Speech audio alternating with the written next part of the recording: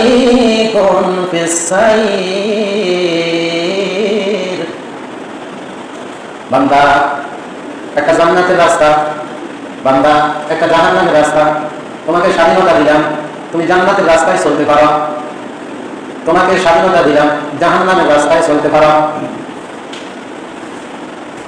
ফালিউমিন, তুমি ইচ্ছা করলে ঈমান আনতে পারো। ফালিয়াকফুর, তুমি ইচ্ছা করলে কুফরি করতে পারো। তোমাকে স্বাধীনতা দিলাম।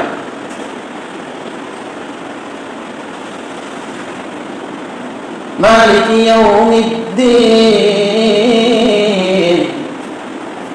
কর্মফল দিবসে কি জবাব দিলা?